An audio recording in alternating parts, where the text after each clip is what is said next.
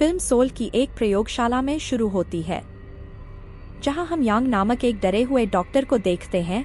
पता चलता है कि उसकी बेटी की हाल ही में मृत्यु हो गई है, इसलिए वह उसे वापस जीवित करने के लिए उस पर प्रयोग कर रहा है। वह छिपकलियों और मगरमच्छों से घिरा हुआ है, जिससे पता चलता है कि उन्हें भी उस समय परीक्षण विषय के रूप में इस्तेमाल किया जा रहा है। कई अधिकारी आते हैं और उसे बताते हैं कि उसके प्रयोग के परिणामस्वरूप पहले से ही कई लोग मर चुके हैं। डोयंग का दावा है कि वह एक सफलता के कगार पर है और खुद को कुछ इंजेक्शन लगाता है। यह देखकर अधिकारी उस पर गोली चलाते हैं और दावा करते हैं कि वे उसकी बेटी को ले जाएंगे। अचानक एक बड़ा भूकंप आता है, जो पूरे देश को तबाह कर देता है। फिर दृश्य 3 साल बाद बदल जाता है और हम देखते हैं कि वह जगह एक खुली बंजर भूमि में बदल गई है और सारी आधुनिक सभ्यता खत्म हो गई है, जिससे मामला और भी खराब हो गया है। डोयंग के कुछ परीक्षण मगरमच्छों को एक विशेष सीरम के साथ इंजेक्शन लगाया गया है, खुले में बढ़ने और प्रजनन करने के लिए छोड़ दिया जाता है।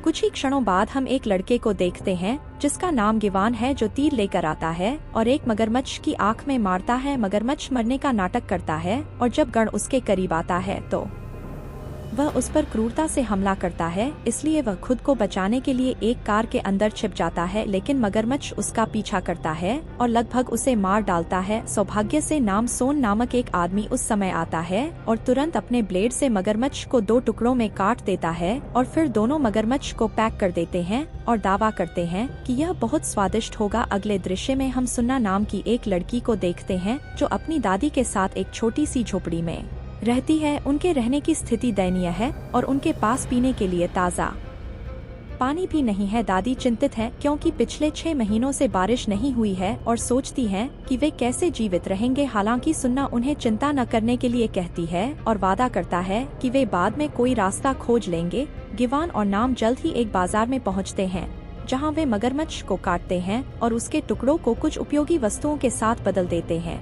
कुछ क्षण बाद सुन्ना भी अपनी दादी के साथ आती है और हमें पता चलता है कि गिवान को उससे बहुत प्यार है। वह नामसून को उसका बनाया हुआ एक स्केच देती है और भूकंप के दौरान उसे बचाने के लिए उसका धन्यवाद करती है। यह देखकर वह बहुत खुश होता है और उसे मांस का एक बड़ा टुकड़ा देता है। तभी कुछ गुंडे आते हैं और लोगों को आतंकित करना शुरू कर देते हैं। वे पुलिस होने का दावा करते हैं और जिस व्यक्ति की तलाश कर रहे हैं उसका एक स्केच दिखाते हैं। वे जो कुछ भी चाहते हैं ले लेते हैं और जब एक आदमी हस्तक्षेप करता है तो वे जल्दी से उसका हाथ काट देते हैं।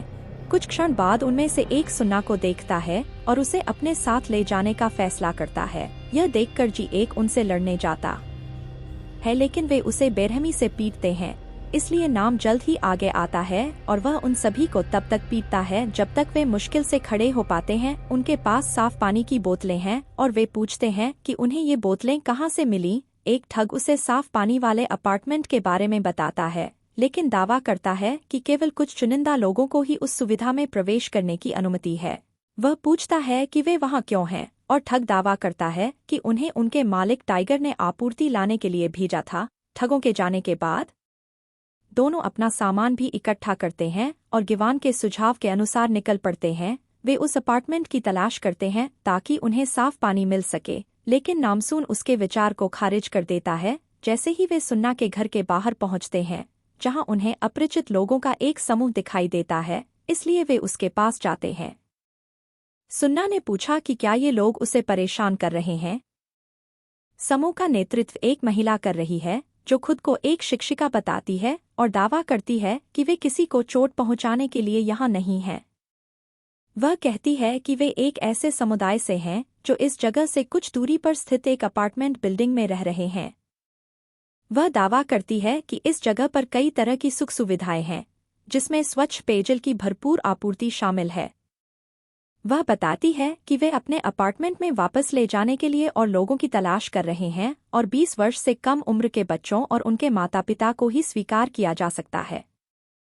सुन्ना पूछती है कि क्या नामसन और ग्वान उनके साथ आ सकते हैं, क्योंकि वे उसके लिए परिवार की तरह हैं। हालांकि शिक्षिका ने उन्हें मना कर दिया और दावा किया कि केवल तत्काल परिवार के सदस्यों को ही स्वीकार किया जाता है।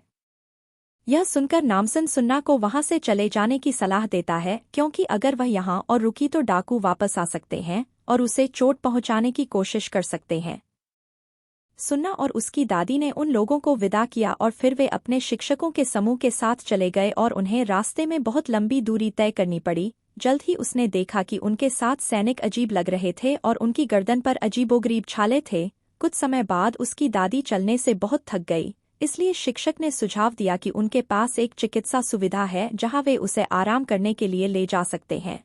सुना अनिच्छा से सहमत हो जाती है और सैनिक उसकी दादी और एक अन्य बूढ़े व्यक्ति को समूह से दूर ले जाते हैं। हालांकि जल्द ही समूह एक कार के सामने आता है और सुना को यह अजीब लगता है कि कारें थोड़ी दूरी पर ही उनका इंतजार कर रही थी। उसे आश्चर्य होता है कि शिक्षक ने उसकी दादी को क्यों भेजा जबकि उनके पास एक कार उपलब्ध थी। यह सुनकर सार्जेंट क्वान नाम का एक व्यक्ति कहता है कि वे उसकी दादी के लिए इंतजार कर सकते हैं यदि वह चाहती है। हालांकि अन्य लोग तेजी से प्यासे और बेचैन हो रहे हैं, इसलिए वे आगे बढ़ने का फैसला करते हैं। दृश्य के बाद दो सैनिक बूढ़े लोगों को एक सुदूर स्थान पर ले जाते हैं और तुरंत उन पर हमला कर देते हैं।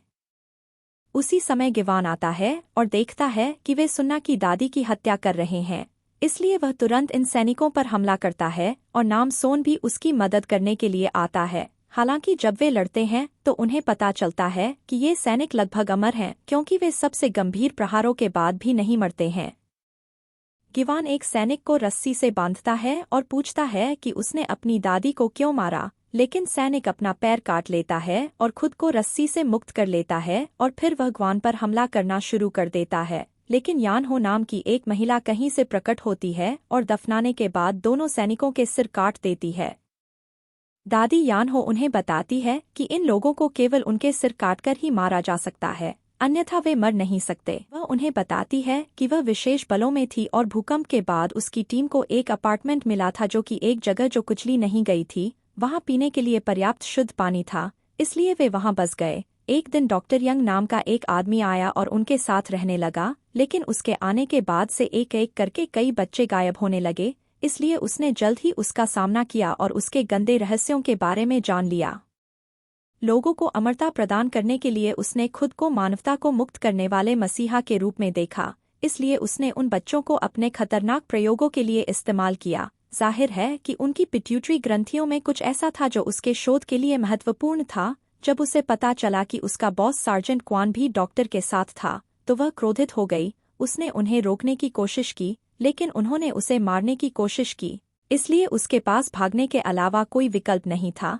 इसलिए अब वह डॉक्टर को नीचे लाने और अंदर फंसे अपने पूर्व सहकर्मियों को बचाने के लिए नामसन से मदद मांगती है। यह सुनकर वह डॉक्टर के खिलाफ लड़ाई में उसकी मदद करने के लिए सहमत हो जाता है, लेकिन केवल इसलिए कि वह सुन्ना को बचाना चाहता है। उसके बाद तीनों स्थानीय गैंगस्टर टाइगर से मिलने जाते हैं, जिसके अपार्टमेंट में रहने वाले लोगों से संबंध हैं।